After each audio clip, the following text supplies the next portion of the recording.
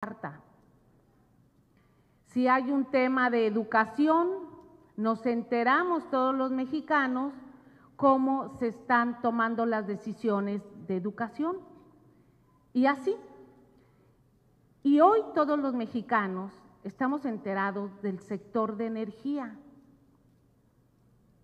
Pero el sector de energía no nada más es un sector económico, que es la columna vertebral de la economía del país, sino que el sector de energía es un derecho humano, es un derecho de seguridad social y de suministro básico. No nos podemos entender cómo hubiéramos pasado esta pandemia sin electricidad. ¿Qué hubieran hecho los hospitales? ¿Qué hubiéramos hecho todos los mexicanos? No nos podemos entender cómo hubiéramos pasado estos 3 años sin combustible para una movilidad cuando quedó unos meses inmóvil toda la humanidad, no nada más México. Entonces, el sector de energía, ¿cómo lo hemos manejado en México? ¿Qué estamos haciendo?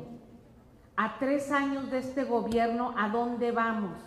Por eso para mí súper importante asistir a este foro aquí en Veracruz con todos ustedes y en este momento que el presidente López Obrador hizo llegar una iniciativa de reforma en el sector eléctrico al Congreso de la Unión.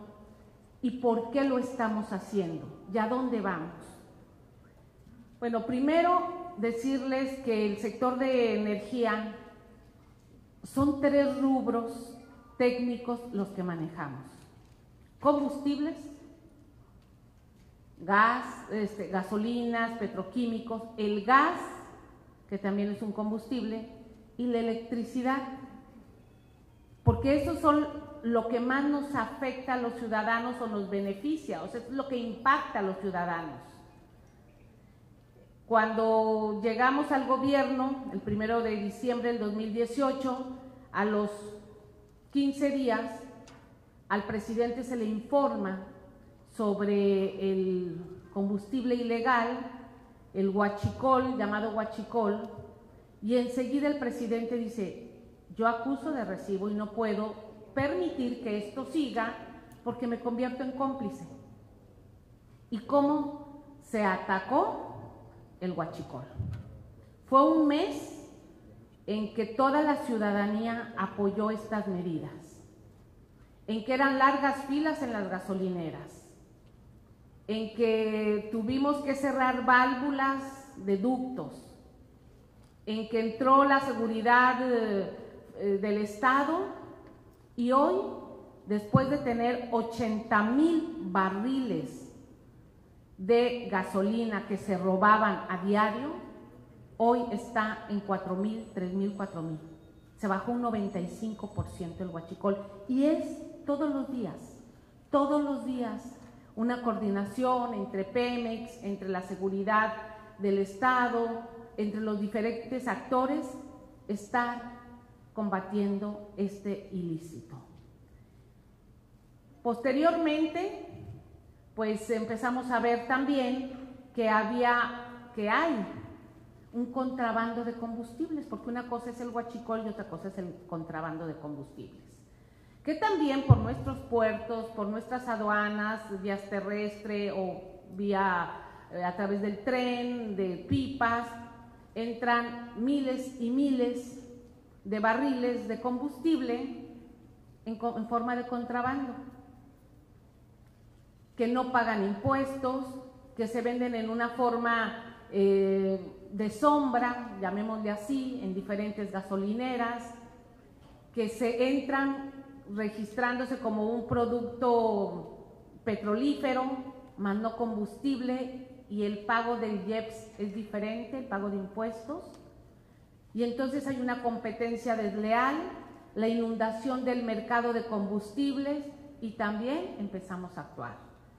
El presidente nombró a la Marina Mercante, a la Marina para que fuera la encargada de los puertos.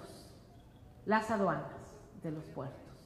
Empezamos a poner orden, porque llegaban barcos enteros que llegan a México, descargaban con una simulación de factoraje y de volumen, y todo esto, pues, corrupción en México. Posteriormente el presidente también ordenó que el ejército se hiciera cargo de las aduanas, y es un proceso en el que ya está muy avanzado, para también no permitir el uso, la entrada ilegal de combustibles y otras cosas a nuestro país. Todo esto nos lo encontramos, así está. Y nuestra obligación como gobierno ya no es barrer para atrás, sino resolver, trabajar y resolver. Dentro de esto, pues un balance energético. El balance energético de decir, a ver, ¿cuánta gasolina requerimos? Tenemos en México 45 millones de vehículos que todos los días consumen combustible. Y nos dimos cuenta, pues, de que no somos autosuficientes. Nos dimos cuenta que necesitamos ser también autosuficientes, ya que somos un país petrolero, y que no podemos estar vendiendo nada más el petróleo y comprando las gasolinas. De ahí la determinación de hacer una nueva refinería y de rehabilitar las 6 refinerías que tenemos, que eso es en lo que estamos trabajando. Sin embargo, el sector eléctrico, porque hablamos mucho de petróleo, hablamos mucho de combustibles, pero el sector eléctrico tiene toda una historia, Cuando el presidente López Mateos impulsa para crear la Comisión Federal de Electricidad, solamente el 40% de la población tenía acceso a la electricidad en México. Hoy el 99% de la población tiene acceso a la electricidad. Y esto fue posible en gran parte por la visión social.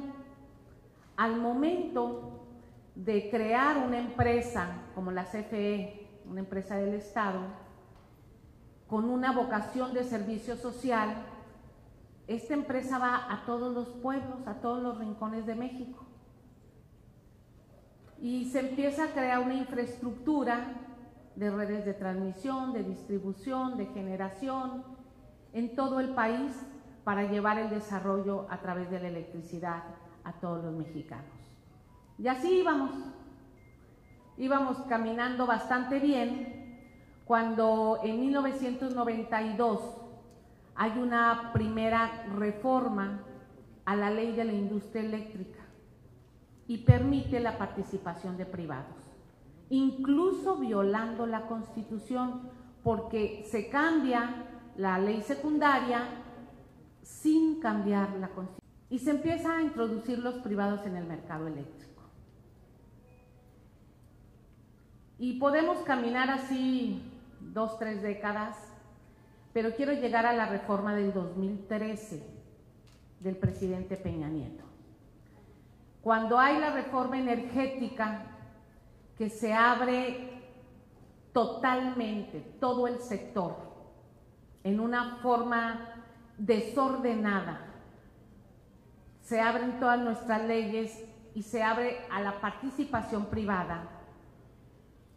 Esta reforma se hizo mal porque cuando hay algo así, en ninguna parte del mundo se ha hecho tan brusco como se hizo en México, siempre es por partes y se va analizando cómo se va caminando. Aquí no, aquí se abrió en el 2013 y vengan todo el mundo al mercado.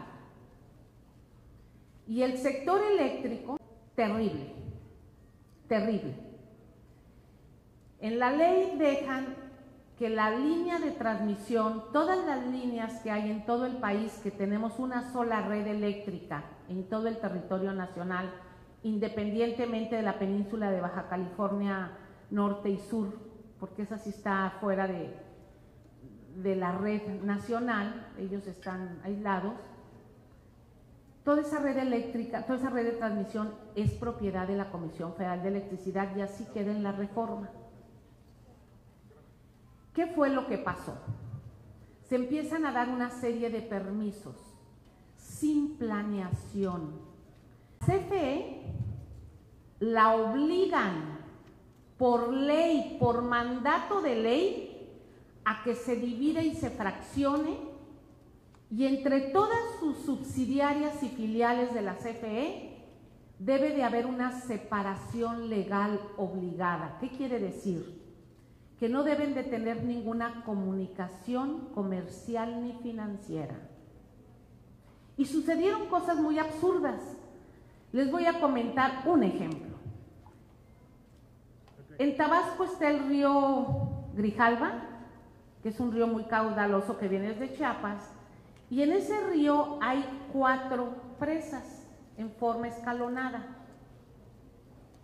Entonces, si la presa de Malpaso requiere una herramienta, un mantenimiento que no tiene, pero la presa de Peñitas, que está más abajo, sí lo tiene, no se pueden ayudar, no se pueden comunicar, no se pueden prestar absolutamente nada, porque Peñitas pertenece a la subsidiaria de distribución 2 y la otra presa pertenece a la subsidiaria de distribución 4. La 4 tiene su sede en Sonora, que tiene que ver Sonora con una presa en Chihuahua, y la otra subsidiaria tiene su sede en Monterrey, que tiene que ver Peñitas en Monterrey, para debilitar y fraccionar a la Comisión Federal de Electricidad, entre muchas cosas. Nosotros cuando llegamos, el director de la CFE, el licenciado Bartlett, me dice, oye, tenemos este problema y tengo que reacomodar. Le dije, pues sí, hágalo. Y esto tiene que ir al Consejo de Administración, y todas las presas tienen que estar en una sola subsidiaria, todo. Entonces empezó a acomodar bastante bien, pero pues todavía no nos daba para poder sacar a la CFE adelante, porque la dejaron atada a una serie de contratos. Empezamos a escuchar que la CFE tiene contratos legados, tiene contratos con productores independientes, tiene contratos de compras de subasta y una serie de contratos. Y empezamos a analizar contrato por contrato. En todos, perdía la CFE. En todos. Primero, un contrato a 20 años para comprar gas a Estados Unidos. Unos contratos muy ventajosos para los privados.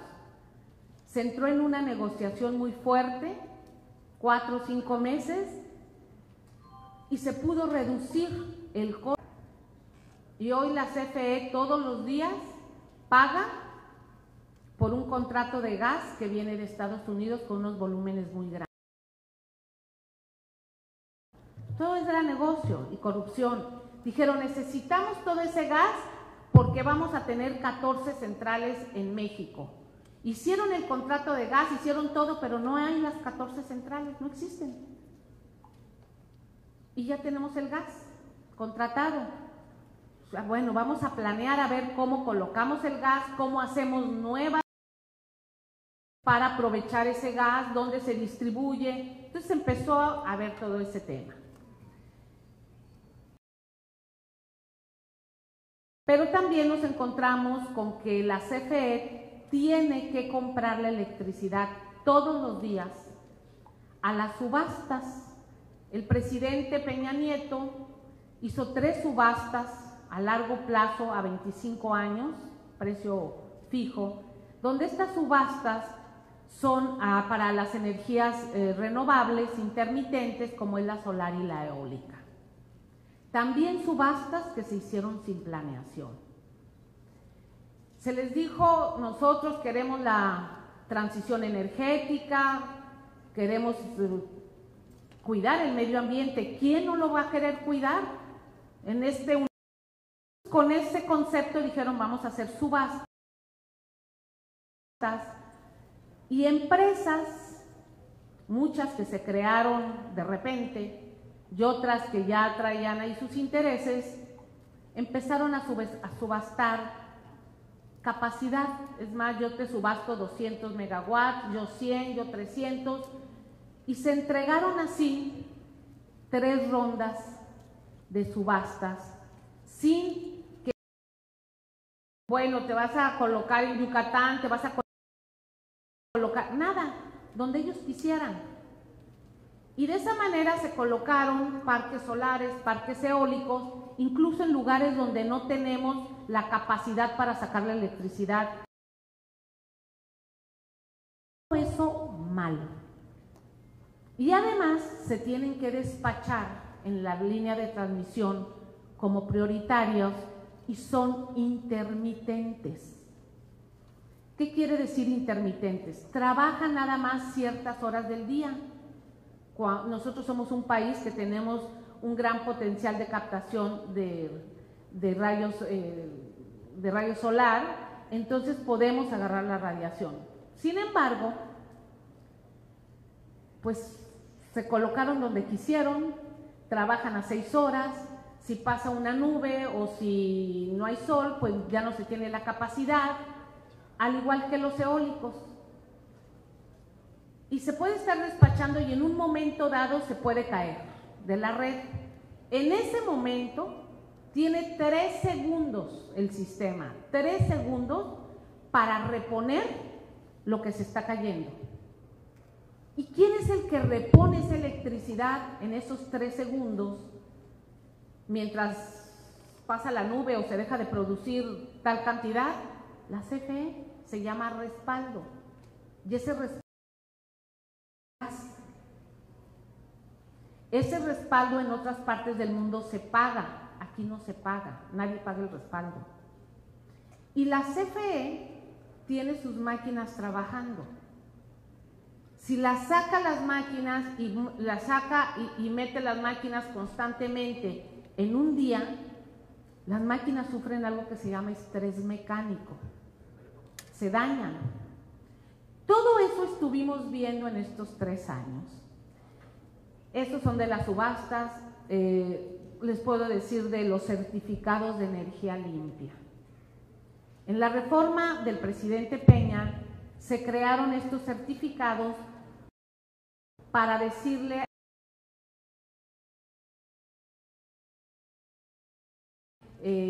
un aliciente para que produjeran la electricidad y que por cada megawatt que ellos produzcan a través de energía limpia se les da un certificado. Prácticamente bursatilizaron la electricidad. Y cuando se les da este certificado a este grupo de empresas, tienen un efecto como del mercado de la bolsa y lo tiene que comprar la CFE. Estos certificados los tiene que comprar la CFE al momento que agarra su electricidad, al momento que compra o despacha la electricidad esta limpia.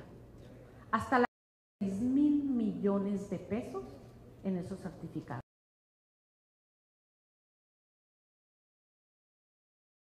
A todos, porque nos cuesta nuestros recibos, nos cuesta a todos. Sin embargo, también que haber entrado las hidroeléctricas de la CFE, tenía que haber entrado nuestra planta nuclear, tenía que haber entrado nuestra industria o energía geotérmica, que es la más renovable. No, esas las dejaron fuera en la ley del 2013 y les dijeron que esas no tenían acceso a los certificados. Toda esta deformación del mercado eléctrico nos ha llevado a que nosotros, cuando llegamos al gobierno, la CFE tenía el 54% de despacho de generación y los privados el 46%. A 3 años, hoy los privados traen el 62% y la CFE el 38%. ¿Por qué?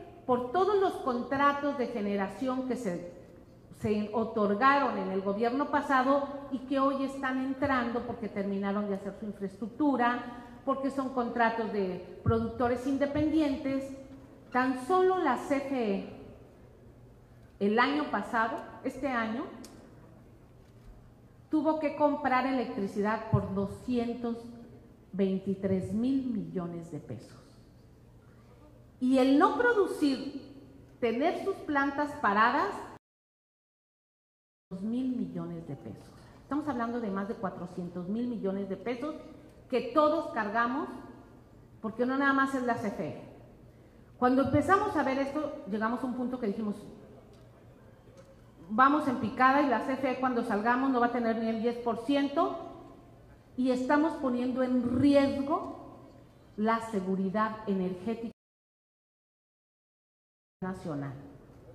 Y con ello, basta ver lo que está pasando hoy en varios países del mundo. Y voy a poner de ejemplo España, porque aparte que tenemos aquí las empresas españolas en electricidad, fue el diseño que se hizo en el 2013, el diseño que tiene España, donde entren los privados y los privados se hagan cargo de la electricidad, y los privados pues tienen, que es el negocio. Y esto es muy buen negocio. El mercado eléctrico en México pues tiene un impacto del 10% del PIB, imagínense lo que representa. Entonces, nosotros lo vimos y dijimos, tenemos que hacer algo. Lo primero que hicimos fue emitir un acuerdo de confiabilidad del sistema eléctrico. Tenemos que darle seguridad al despacho todos los días, cada minuto. Estamos produciendo en Chiapas y se está en Durango despachando esa misma electricidad, pero todo eso se lleva a través de un control donde están operadores que cada minuto están despachando la electricidad. Ese es de seguridad nacional. Eso era de la CFE y en el 2013 lo sacaron, el SENACE, y lo mandaron como organismo descentralizado de la Secretaría de Energía para que le diera servicio a todos. Y todos los días tenemos alarmas en el sistema, y cada día se han ido incrementando porque las alarmas se dan cuando entran las intermitentes, cuando salen, cuando nos demandan en una parte de la República más electricidad, en otra menos. Por ejemplo, en diciembre que tenemos bajo consumo, también por bajo nivel, también se prenden alertas. Entonces debe de haber un punto medio y los operadores que tienen un expertise tremendo, pues en eso están siempre. Cuando vimos eso dijimos, vamos a emitir un acuerdo de confiabilidad para que el despacho sea lo más permanente, que sea primero operativamente lo más flexible. Las hidroeléctricas es lo más flexible, esas son constantes y esas en 15 minutos metemos, se nivela la operación, son cosas técnicas. ¿Y qué creen que pasó? Emitimos eso y se amparan. Más de 100 amparos tuvimos y un juez de la competencia económica que se formó también, se le dio estructura judicial a ese juez en el 2013, previo a la reforma energética, les concede el amparo por competitividad. Y si tienen el amparo, pues yo tengo que acatar la ley, a seguir sufriendo. Después, el presidente nos pregunta, viene la inundación de Tabasco, dice, ¿qué pasó? Teníamos los vasos de las presas llenas o a un nivel alto, viene una lluvia que por cierto fue durísima y viene la inundación en Tabasco. Dice, ¿pero cómo? ¿Por qué no despacharon la electricidad? Porque no nos lo permite la ley y porque hay amparos, y si yo hago los biólogos me voy a la cárcel o los operadores se van a la cárcel. va un decreto. Y el presidente de la República pone un decreto para que la electricidad se despache primero las hidroeléctricas. Se amparan. ¿Se amparan? No, ¿cómo van a hacer? Son negocios, son intereses muy fuertes. Y el gobierno, pues tiene que pensar por los mexicanos, por eso es gobierno, por eso es Estado. Tenemos que ver por los 126 millones de mexicanos, tanto privados como ciudadanos y empresas. Bueno, pues ante esto, pues vamos a cambiar la ley. Vamos a hacer un cambio a la ley. El presidente empieza a trabajar con el equipo de energía para hacer esta reforma que se presentó. Pero como ya tenemos privados en México, como ya tenemos la CFE, ¿cómo le hacemos para coexistir? ¿Y cómo le hacemos para dar lo mejor, que sea un sistema que dé resultados a los mexicanos? Porque no es una reforma extremista, es una reforma justa. El 54% de la electricidad la debe de generar la CFE y el 46% los privados. Con eso nosotros garantizamos, 1, la seguridad, 2, precios bajos. Precios bajos. Y dicen, ¿cómo los vas a garantizar los precios bajos? Miren, la única empresa que tiene permiso para vender electricidad a todo el pueblo de México es la CFE, se llama Suministro Básico. Ellos cada mes, Suministro Básico le hace llegar una solicitud a la Secretaría de Energía y a la Secretaría de Hacienda, donde le dice, necesito que me autorices el aumento de las tarifas, porque fíjate que subió el gas, subió mis gastos de operación, y nosotros, de acuerdo al mandato del presidente, que no debe de estar por arriba de la inflación, lo revisamos y le decimos, no te autorizamos esa cantidad, la inflación fue de 1.8 por decir, se te va a autorizar el 0.8 o 0.7. Y te recomendamos que tu operación la cambies a hidroeléctrica, que es la más barata. Y te recomendamos que el flujo de gas, que si ahorita está barato, las máquinas las pongas con gas. O te sugerimos que pongas a trabajar tus termos con combustóleo o con diésel. Y Pemex, haces un convenio con la CFE para que le pases el combustóleo muy barato a $1. Todo esto son políticas públicas diseñadas por el presidente para que las tarifas eléctricas en México estén al alcance de los mexicanos. Y que estoy en tarifas, voy a ver si me ponen una gráfica de las tarifas eléctricas, es un comparativo de cómo están las tarifas en algunos países y cómo está en México. Y ahí se observa cómo el Estado participa, toma decisiones y lleva un control en beneficio de todos los mexicanos. Es esto. Hicimos este comparativo, que son varios países europeos. Ustedes ven la línea verde que va con una línea naranja, es España. Esas son las tarifas en España y en Italia. Fíjense cómo en el mes de septiembre se disparó. Fíjense cómo están las tarifas allá en Europa. Hay otros países como Alemania, está Francia y está Estados Unidos. Nosotros tenemos un reflejo de Estados Unidos por el gas. Estados Unidos es la línea azul, que es la parte de California. La línea punteada, color lila, es Estados Unidos, la parte este, acá en Houston, en Nueva York, y la línea roja hasta abajo es México. Y esta línea roja, si ustedes se fijan, va subiendo paulatinamente porque ahorita el precio del gas se disparó a nivel mundial. Con la CFE, nosotros podemos ir encontrando una operatividad para que esto no se nos refleje en la economía familiar y también en la inflación, porque esto se inflación. Tenemos esto porque tenemos a la CFE. Si nosotros dejamos en manos de privados, vamos a tener el efecto de allá arriba, de España, donde el mercado lo dominan privados.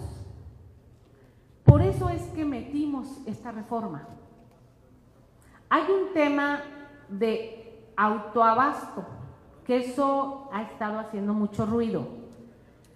239 empresas grandes, muy grandes, que tienen grandes fábricas, dijeron, ¿por qué no nos das un permiso para que nosotros hagamos generemos nuestra electricidad? Y se les dio. Bimbo, Walmart, FEMSA, etcétera.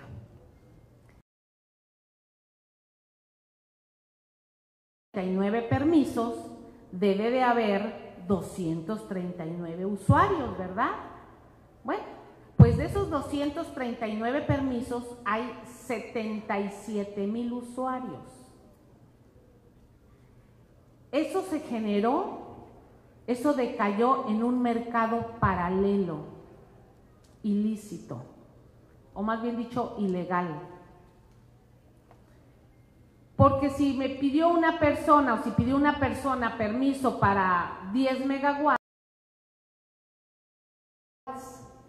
dijo, pues voy a vender los otros 40 sin tener permiso de comercialización. Y para violar eso, pues voy a nombrar que son mis socios. Y ahí es donde entra, por ejemplo, OXXO. Hay 20,000 OXXOs en el país y todos son socios de $1 de FEMSA.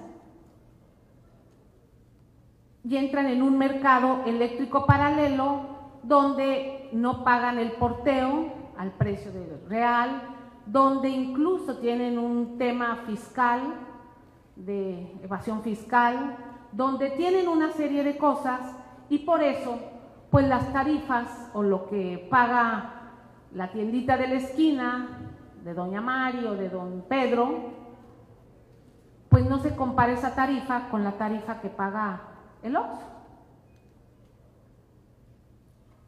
Todo eso creó un mercado perverso. Cuando hacemos todo el análisis que nos lleva 3 años de estar viendo esto sí, esto no, cómo funciona, pues decimos, tenemos que hacer una reforma. En esta gráfica, ustedes ven el mes de febrero, 3 picos hacia arriba, que son Estados Unidos y México. Ese pico. Ese pico es bien interesante.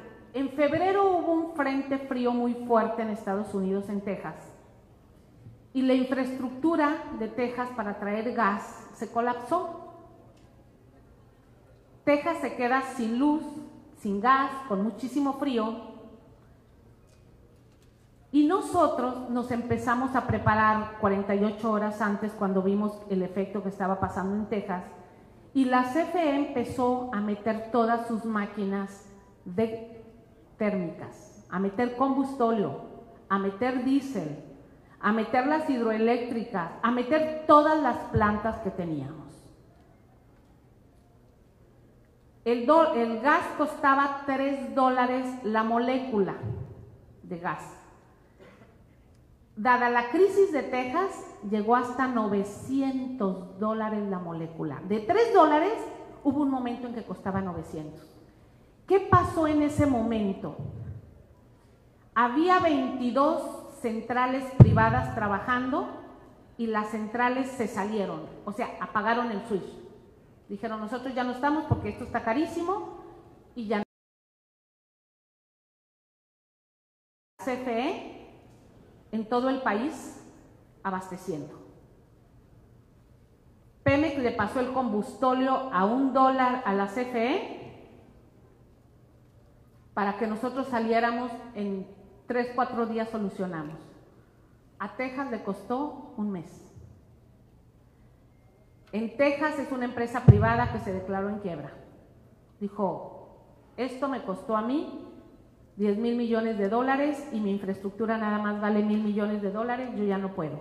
Tuvo que entrar el Departamento del Estado de Estados Unidos a solucionar o a rescatar o a salvar a Texas. Y nosotros no, nosotros en 8 días solucionamos con la CFE. Ese pico no se vio reflejado en nuestros recibos. En Texas les llegaba el recibo a $200 y de repente les llega el recibo a $5,000. Y les dicen, oigan, es que el gas subió. La empresa hace acuerdos con los usuarios y dicen, está bien, no me puedes pagar $5,000, me lo vas a pagar en paguitos en 5 años y te voy a ir cargando ahí tanto porcentaje. Nosotros no. Esto le representó un costo a la CFE. Al momento en que la CFE pone, a mí me costó, el presidente dice, la CFE va a absorber la mitad y la otra mitad la va a absorber Hacienda. Para eso son nuestros impuestos. Y eso no se nos reflejó en nuestros recibos. El Estado. Ningún gobierno, el que esté, puede maniobrar. Por eso es que la reforma que presenta el presidente ante el Congreso de la Unión en estos momentos es tan importante. Por eso la importancia de platicar aquí en Veracruz, que tenemos la única nuclear, que es de energía constante y segura. Estuvimos hace unos meses en Laguna Verde, el gobernador y yo, y la seguridad es de primera, las instalaciones de primera, el personal que está ahí excelente. Muchos países están haciendo más centrales nucleoeléctricas, Estados Unidos tiene 40, ahorita muchos países están haciendo las mini nucleares. Yo soy convencida de que debemos hacer más. Los proyectos se llevan mucho tiempo en desarrollar un proyecto y en la ejecución. Sin embargo, en la Secretaría del Instituto Nacional de Investigaciones Nucleares ya estamos trabajando para que en la siguiente administración ojalá que lo puedan considerar. Tenemos que ir a esto, estas son energías constantes, limpias. Entonces, estar aquí en Veracruz, hablar de electricidad, hablar de cómo la electricidad es de todos los mexicanos. No la electricidad es nada más de Chiapas, que es la que produce más, o de Veracruz, que es no, la electricidad es de todos los mexicanos. La CFE es de todos. Y como gobierno, pues tenemos que ver por todos en una forma uniforme. Eso hemos estado trabajando en esta reforma. Va a haber varios meses, yo creo que de discusión, va a haber varios meses de debate, vamos a ir a todos lados, a foros, a universidades, a cámaras. Esto que les estoy diciendo, esto es lo que nos conviene. Esto es como vamos a dejar con seguridad energética. No es un 100% para la CFE, porque también hay privados, hay empresarios, hay que ayudar a la economía productiva. Entonces es un 54-46, que eso le da soberanía y seguridad energética a México. Este tipo de foros, pues en términos de energía podemos platicar muchísimo, pero este tipo de foros es muy importante y por eso me da mucho gusto que estén aquí algunos de los diputados, porque ustedes los van a tener que analizar ustedes lo van a tener que estudiar, que debatir con otras corrientes políticas o en sus distritos, explicarle a la gente, porque también hay dos visiones. La transformación que estamos sufriendo en México, pues no es fácil de aceptar para un modelo de 35 años que estuvo aquí en el país y que hoy estamos cambiando. No nada más México, está cambiando el mundo. Después de la pandemia hay un reacomodo mundial, hay un reacomodo. Nosotros tuvimos la suerte y la fortuna y la decisión de la gente de llegar antes, un año antes. Cuando viene esta crisis sanitaria, nosotros ya estábamos trabajando en el plan de transformación que diseñó el presidente López Obrador. Y hoy este cambio en todo el mundo. Podemos ver en el caso de energía en Rusia, en Arabia Saudita, en Medio Oriente, en Estados Unidos, cómo la matriz energética va cambiando, cómo están avanzando o se quedan rezagados, y cómo nosotros en México, con un diseño, pues como dijo el presidente, muy sencillo, viendo la realidad, la realidad.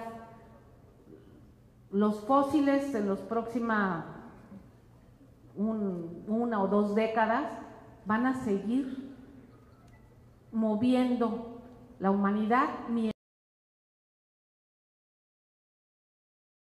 vamos transitando a la transición energética, vamos caminando hacia la transición. En este momento tú dices, todo lo quiero solar, todo eólico, y pues nos quedamos parados. Para empezar, yo no podría subirme al avión y venir aquí, porque todos los aviones son de turbocina. Mover todas las cargas que se mueven en México a través de ruedas, pues ¿cómo le harían? No hay tráiler, se muevan eléctricos. Entonces vamos a ir caminando hacia la transición energética, pero la realidad que combustibles con eficiencia energética. Y esto también se los voy a compartir ya para concluir. Nos hablan de que la contaminación y que nosotros somos contaminantes. Hemos modificado las 6 refinerías de Pemex. Cuando se construyeron, producían partes por millón de azufre. Eso fue en la década de los 60, 70. Al paso del tiempo y del desarrollo tecnológico a nivel internacional, en la década de los 90, de 15,000 partes por millón bajamos a 500 partes por millón. Se modificaron las refinerías, se cambiaron catalizadores. Y estuvimos 20 años con 500 partes por millón en el diésel y en la gasolina. Hoy estamos a 30 partes por millón. Se llama gasolina de ultra bajo azufre y diésel de ultra bajo azufre. Entonces, ha habido una innovación y una transformación, y eso se llama eficiencia energética. Tenemos aquí está. Esta es una gráfica de las emisiones de CO2 del sector eléctrico per cápita en diferentes países.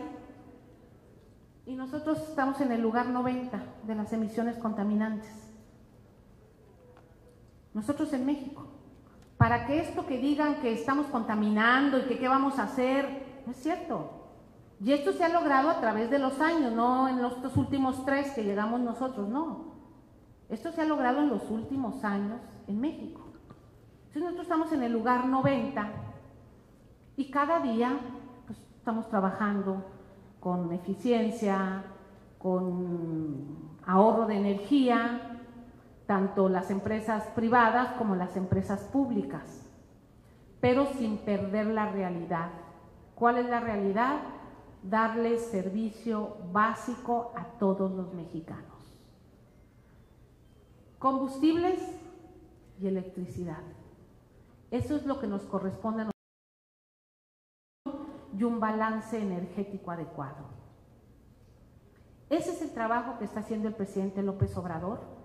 Esta es la reforma que estamos presentando. Estos son los elementos que les comparto para que todos seamos partícipes en esta reforma. Nos preguntaron. Es más, el pueblo presionó, firmamos. Y a la Cámara de Diputados, pregúntanos. Nos decían del tesoro que estaba allá en el mar y que cómo era que no utilizábamos ese tesoro y todo lo que nos...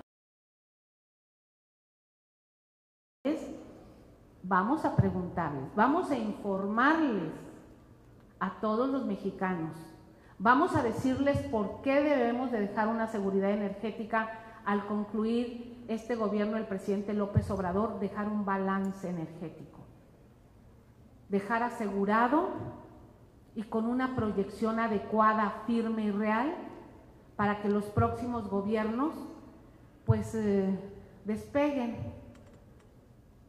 A nosotros nos ha tocado hacer esta modificación y la hacemos porque esa es nuestra responsabilidad y la hacemos con mucho gusto, pero el legado del presidente López Obrador es dejar autosuficiencia y por eso es esta reforma. Sin duda, gobernador, vamos a estar platicando de esto más tiempo en los próximos foros. Este es el segundo foro que hacemos, es el tercero. Este es el segundo foro aquí en Veracruz. Lo hicimos el año pasado con pandemia. No es el tercero foro. Fue antes, exactamente. El primer año del gobierno estuvimos aquí. Con pandemia no se hizo este foro. Hoy estamos aquí nuevamente y sin duda felicidades por tener esta iniciativa, felicidades por darnos este espacio para hablar con los veracruzanos de un tema tan importante que a todos nos concierne. Muchísimas gracias.